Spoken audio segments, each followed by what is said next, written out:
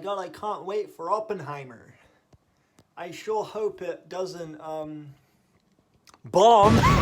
Yo, it's your boy. I'm making breakfast. July 21st, 2023. It's a special day. Keep the shirt. Keep the shirt. Keep the shirt. Keep the shirt, baby. You know what the fuck going on, baby? I'm fucking excited. Bumping some Future. Let me turn that down real quick. All right.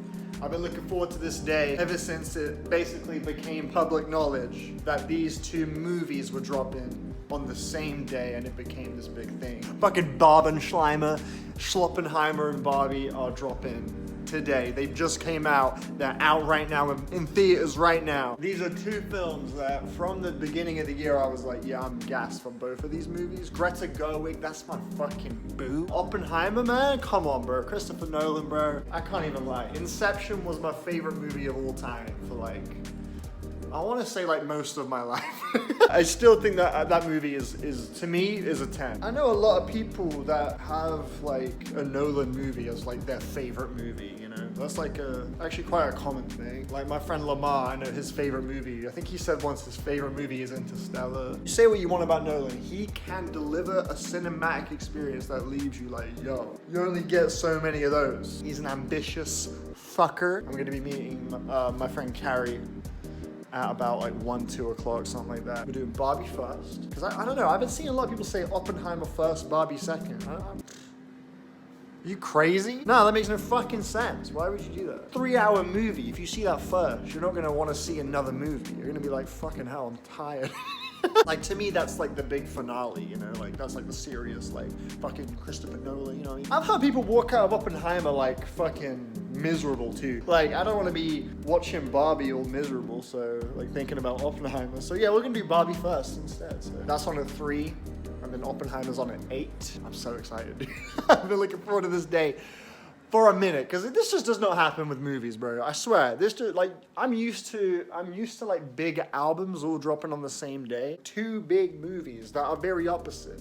Doesn't really happen often, so I'm gonna make a thing out of it. I'm gonna enjoy it. I don't care if you think it's corny that I'm rocking the Barbenheimer shirt, bro. Man, I'm loving it. I'm fucking loving it. All right.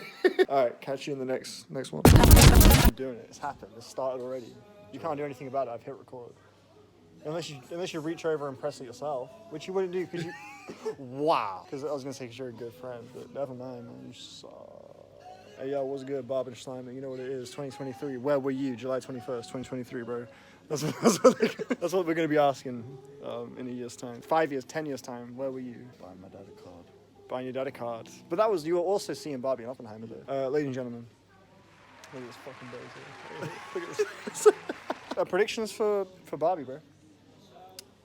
Towards the camera, please.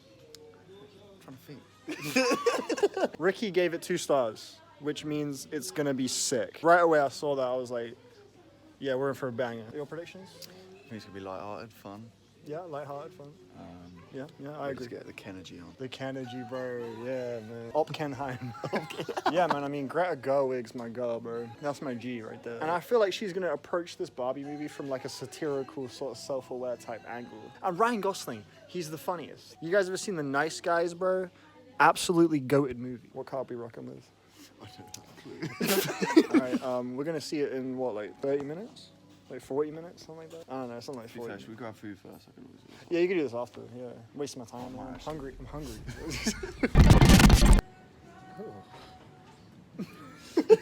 know what it is. You might have to do that You again. know what it is. Oh, really? Yeah.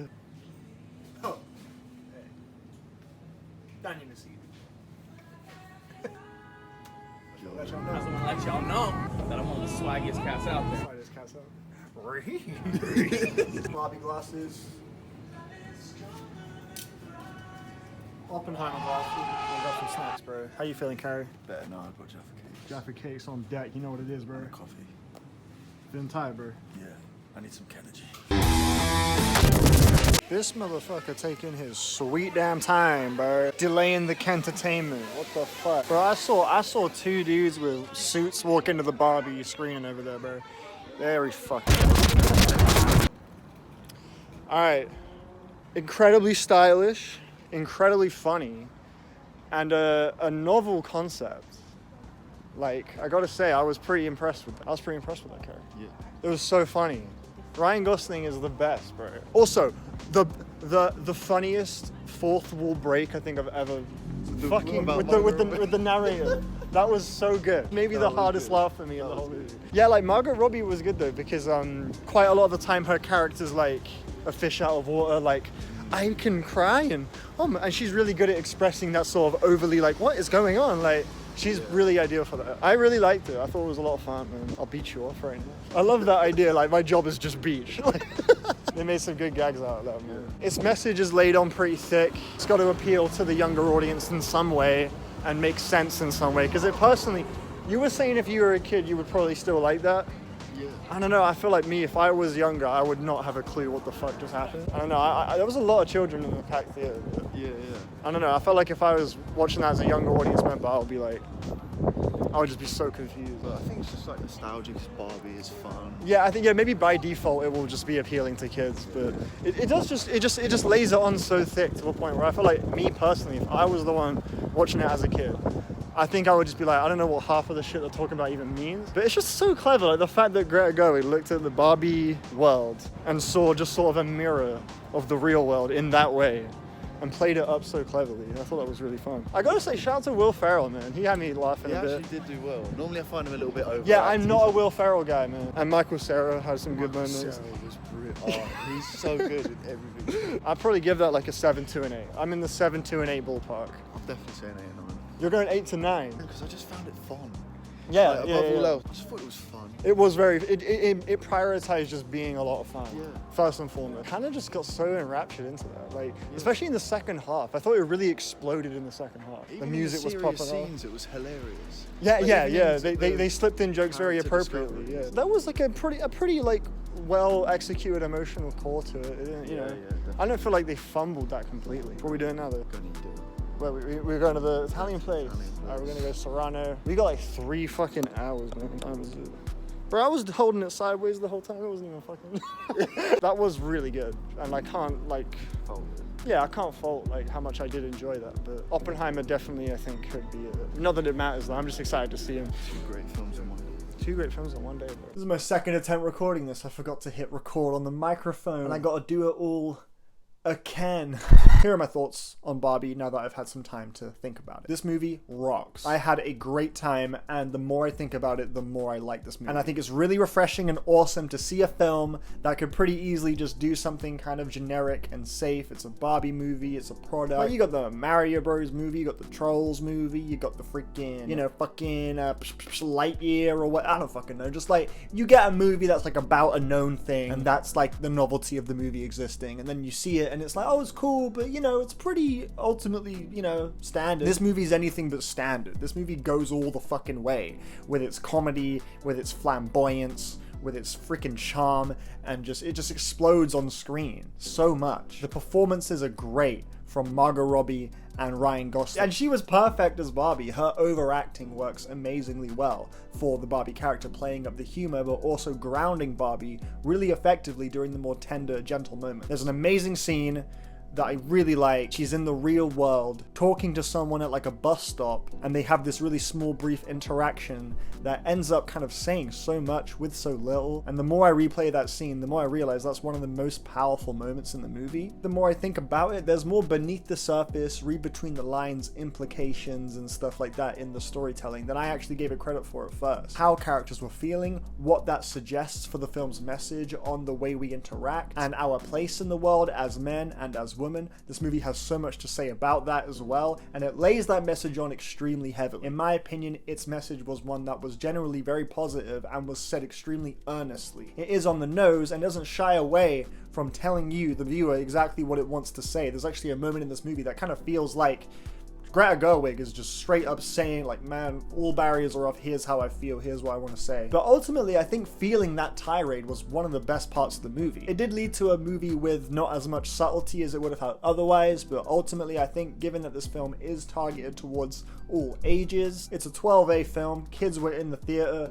adults were in the theater, and there were times where I was really thinking like, yeah, I feel like kids are not going to know what the fuck a patriarchy is. Like, it really goes quite deep into its messaging, but ultimately I think Greta Gerwig made an effort to sort of have what she wanted this movie to achieve connect with all people watching it. I think that's where that lies. That's why that decision was made. And ultimately I liked feeling that just passion. It just felt like it was a freeing moment for Greta making this movie, actually, and that was really effective to me. As far as negatives for the movie goes though, there are a lot of very verbose exposition-y rules going on as far as like how the Barbie world relates to the real world. Greta finds a lot of really creative parallels between like the Barbie story and what Barbie represents, what Ken represents, and the way she sort of flips that to what women and men represent in the real world and how they're viewed and everything. I thought was really clever, but it does end up resulting in a film with a lot of like rules, and if you do this in Barbie's, when the kid plays with the toy, that means in our world X and Y happens, and it's like a lot of like explaining. At a certain point I did find it a little overwhelming in a way that was just like, okay, cool, let's get to the story. I thought it was kind of awkward how a lot of the real life human beings were portrayed. The way some of the people acted, it was almost equally as camp and flamboyant as the Barbie world people, which I thought was really awkward. Certain reactions and interactions felt like they were really played up, and I think actually would have been more effective to have the real people act more like just tamer real people. But ultimately I had a really good time. That's pretty much it as far as things that really bothered me. I loved the movie. I thought Ken was fucking amazing. Ryan Gosling is hilarious in this movie. He fucking steals it. Every damn thing out of his mouth had me dying laughing. When he gets, oh my god, there's a moment where, let's just say, he gets a new place to stay. And the name he gives this place, bro, it had me crying laughing. There are some really bizarre references too. There's a reference to BBC's Pride and Prejudice, and it's fucking brilliant the way they use that. That whole sequence was so fucking funny. They also reference a certain superhero property. That was so funny. They packed so many jokes into this movie, and the hit to miss ratio is like shockingly good. And it's pretty amazing to see a movie that very easily could just be a very like corporate standard sort of like adventure affair, really like doubling down on going as far as it's going with the insanity and just creativeness. The production design is ridiculously good in this movie, man. I also think the structure of the film, how much time it spends in the real world compared to Barbie world, there's like a big middle chunk of the movie that takes place in the real world. I think it might have been better to kind of flick back and forth, because I personally felt that that middle section kind of dragged a little bit, but that's just me. Ultimately, I can't wait to see the film again. I had a blast. 8 out of 10, bro. Hi. We don't know what we're doing. Oh, fun fact. This is where I made the song Rail Authority. Some lore for the vale-smith, guys. No one cares. We have like an hour until we see what's a good nickname for Oppenheimer that isn't Oppenheimer. I've got Schloppenheimer and Floppenheimer. What else could we do? I heard Kanye did the soundtrack T-Loppenheimer. T-Lop, The Life of Pablo. It's one of his albums. Carrie doesn't know shit about music, guys. He's fucking, what a loser. What a dickhead. Bro. Name 3 Drake albums. They sing. Just sings passion fruit. I love it. The fact that you don't know 3 Drake albums. Wow. That's like one of the greatest. I'd die for him. I'd die for Drake. I think I'm quite happy with an 8 out of 10 on Barbie. 8 out of 10. I think I'll give it an 8. I had a fucking great time. I'd watch that again in a heartbeat, bro. Just like do something. Just like do something. Entertain whoever's watching. Yo. So he's already wearing glasses, and he's got another pair of glasses. Remember that sketch, and I think you should leave, where it's like, grab a prop and do something crazy. Oh, right. 3, 2, 1, there's not enough time to do something crazy. Predictions for Oppenheimer. An 8 or 9 out of 10? It's not going to be a 10. 10's have to be amazing. Yeah. Do you think it has 10 potential? Yeah. I reckon it's going to be like a 12. I do. Oppenheimer, dog. Dude, like, that Cillian Murphy is a fucking menace to society, bro. That motherfucker's a beast. Like, he really, like, captured just the weight on his fucking shoulders, like, perfectly. Like, I heard that he actually didn't attend any of the cast and crew lunch. he dipped, didn't he? Yeah, because he was like, it was just a lot. Barely ever smiled. Yeah, when that's like top 3 Nolan movies for me, dude. That was fucking incredible. I gotta say as well, the music, dude. Oh my god, the score. Yeah. Oh shit. I mean, bro. Ludwig Göransson. My guy went from producing Because of the Internet by Childish Gambino to scoring Oppenheimer. And goddamn, we love to see it. Oppenheimer is out, baby, and it is fucking good. I absolutely loved this movie. This is one of my favorite films this year. I don't know what I'm gonna add to the conversation that other, movie talker people haven't already added. That's why I don't really do like movie reviews. I feel like my perspective isn't that like crazy most of the time. It's like I watch a lot of movie channels, and you know what? I feel like they got it covered, bro. But yeah, I'll try to sort of get across everything I thought. But this is a lot. It's a lot. This is 3 hours long, and I think it felt like 3 hours. I don't mean that in a bad way. I was down for the 3 hours, bro. But yeah, I mean that as in like there's just so fucking much. It really feels like 3 hours worth of shit. The dialogue in this film is absolutely riveting. I just broke my fucking phone. Thought it'd just stay on the bed, but it didn't. It bounced off the bed and hit the wall. Oh man. This film is like 95% dialogue flying at you non-stop. I kind of forgot how a Nolan film feels. Like we were like 10 minutes in and I was like, holy shit. It's just conversations fucking going crazy. I just fully forgot how good Nolan is. He does this in damn near every movie he's done, but most notably Interstellar, Inception, The Dark Knight, Memento, Tenet to some degree. Like he's really good at having conversations that are snappy and feel natural and are also very expositional to you as the viewer. They're giving you and relaying information in a way that isn't like spoon feeding it. It's trusting you to be like following on and doing it in such a way with these performances that are just so electric that it just locks you into this trance. And you're just like, what? Like, I just, for the whole 3 hours, dude, I was in that, like, trance mode, like, whoa, whoa, whoa. Like, it was constant. And a huge part of why that was the case is also, I need to credit the sound of this fucking movie.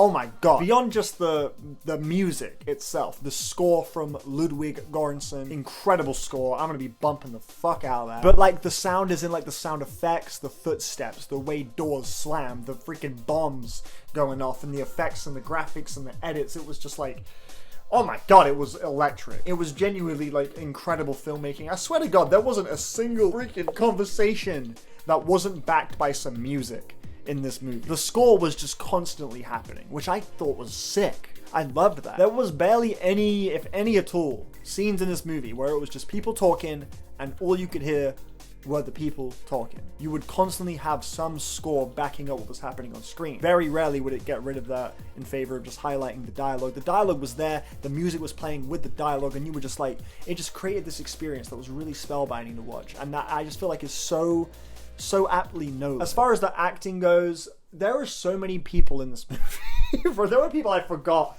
were in this fucking movie. Like Casey Affleck, Roderick, Jack Quaid is just playing some bongos in this movie. You got Josh Peck says the words 20 minutes.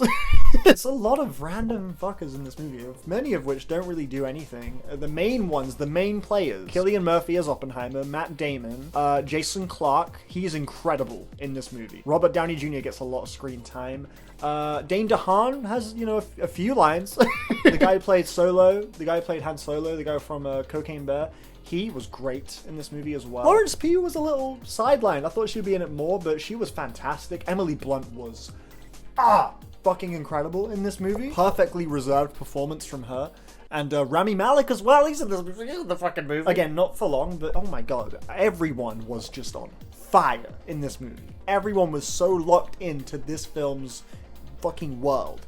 It was really something. Like, Benny Safdie. Fucking wild accent from him. Never heard him or imagined him with that accent, but he was excellent as well. Just can't believe how many fucking people in the world. Truly, I was like doing the Leo DiCaprio every 5 seconds. The fucking mayor from Buffy the Vampire Slayer season 3 is in this movie. What the fuck? Cillian Murphy is the one though. He's like the anchor. He's it's the whole movie is about him, and it's very, very, very clearly in the shoes of him the entire time. There are scenes where they'll dive away from Oppenheimer and show outside things happening, but most of the movie is entirely going down from the eyes of Oppenheimer. And there is one scene that is absolutely riveting. It involves an audience. Fuck me. Yeah. Yeah. The bomb scene does happen in this film, as you know. It's fucking Oppenheimer. And it delivers. I want to see it again right the fuck now. It's one of the best movies of the year. It's one of the best Nolan movies to me. Cillian Murphy, I can't get over how much he captures just on his face. Just the absolute weight on his shoulders is extremely tangible. I don't know who the fuck played Einstein, but hey, shouts to you, bro. Yeah, Oppenheimer came through. Oppenheimer came through. I would give this film a 9 out of 10. It's my favorite film of his probably since Inception? Whoa! That's my favorite of his movies. Interstellar's great though, but I think I like this more than Interstellar, dude. Yeah, I think I like this more. This movie was fucking sick.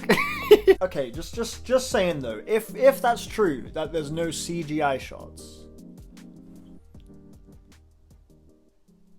Nolan, you're an alien. And this film will go down as like a fucking banger. Like people will be watching Oppenheimer in 5-10 years thinking back like, yeah, Nolan fucking ate, bro. That dude went sicko mode. And yeah, I gotta say I'm very grateful that he went as hard as he did, because this experience was amazing. Yeah, 9 out of 10 for me. Thanks, Carrie, for joining me on Barbenheimer Day. It was a fun day. I love you guys. Bye.